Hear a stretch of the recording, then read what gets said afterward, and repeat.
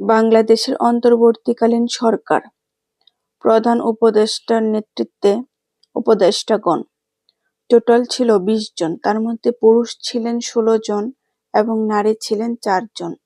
প্রধান উপদেষ্টা সহ ২১ জন। দপ্তর বন্টন দেখতে পাশের কিউআর কোডটি স্ক্যান করুন।